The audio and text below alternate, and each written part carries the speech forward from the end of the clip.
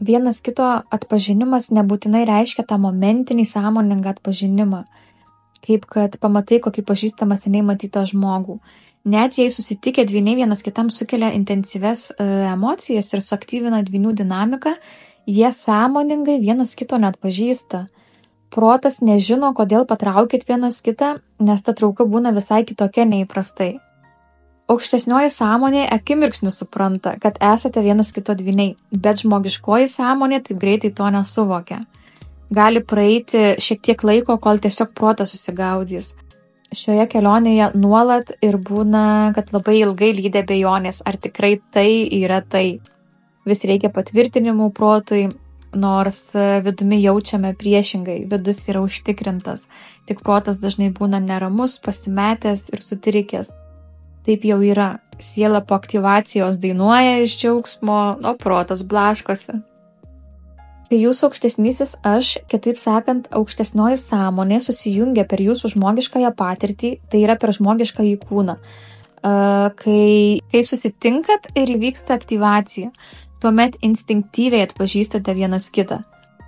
Aukštesnysis aš sielos dvynių yra tas pats. Tai jei aiškiau paaiškinant, kiekvienas iš mūsų turime fizinį kūną, sielą ir aukštesnįjį aš.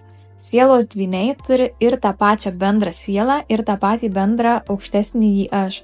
Tik siela padalinta į du kūnus, o aukštesnysis aš yra vienas, pilnas, bendras, nepadalintas į dvi dalis. Pirmiausia, suvokimas viršui ir tada iš aukštesnių dimensijų nusileidžia į 3D. Todėl protas supranta vėliau. Kuo labiau esat susiderinę su savo aukštesniuoju aš, tuo lengviau ir greičiau ateina atpažinimo suvokimas prote. Kuo labiau esat nutolę nuo savo vidaus, tuo mažiau esat susiderinę su savo aukštesniuoju aš. Tuo sunkiau protui susigaudyti. Tuo labiau jis būna neramus, pasimetęs. Kuo labiau esat nutolę nuo savo vidaus, tuo labiau asmenybę valdo įvairūs konceptai, neteisingos pasąmonės programos.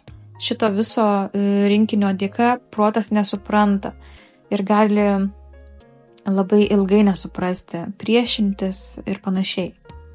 Sielos dvyniai gali turėti daug bendro, gali sutapti vertybės, praeities patirtys, interesai. Gali būti, kad jūsų praeities istorijos turi daug sutapimų ir net panašumų. Ten, kur esat skirtingi, gal tiksliau sakant, tose srityse, kuriuose esate skirtingi, tai tais skirtumais puikiai vienas kitą papildot. Pradedat jausti vienas kito emocijas, žvilgsnio vienas kitą suprantat ir panašiai. Bet noriu pabrėžti, kad kuo labiau su savimi dirbi, kuo daugiau išsigydai traumų, tuo labiau tampi jautresnis ir švaresnis. Ir labai panašiai jausti gali daug žmonių. Todėl nehiperbolizuokit ir nemanykit, kad jūsų tokie pojūčiai tik ties dvyniu apsiribos. Tie, kurie eina pabudimo keliu, tampa telepatais, aiškiaregiais, aiškiažiniais ir taip toliau. Nėra čia nieko wow. Kuo daugiau iš savęs šiukšlių išsivalai, tuo labiau tampi švaresnis. Jauti ir kitus žmonės, ne tik tą vieną, su kuriuo turi bendrą sielą. Ir čia ne apie teoretikus kalbu, o apie praktikus. Yra kas skaito saviugdos ar psichologinės knygas 20 metų, bet kaip niekas nesikeičia, taip nesikeičia. Yra kas dvynių ryšyje murkdosi nemažai metų, bet kažkaip padirbėti su savimi atsisako. O galbūt tam yra ir kažkokios priežastys. Nežinau, todėl apie jūs daugiau kalbėti ir nenoriu.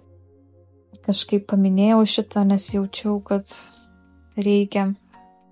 Tai grįžtant prie sielos dvynių, kartais kaip tik būna labai ryškūs skirtumai.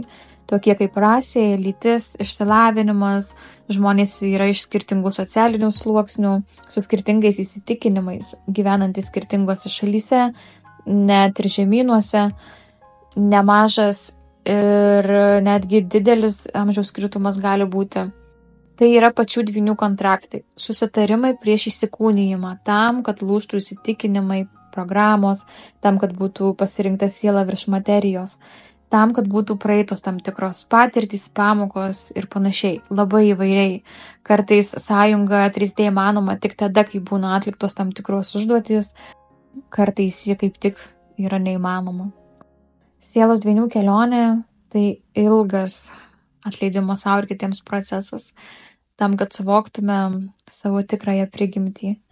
Skauda, degina, tikrai nelengva, bet kaip sakau, rezultatai vėliau gniaužia kvapą.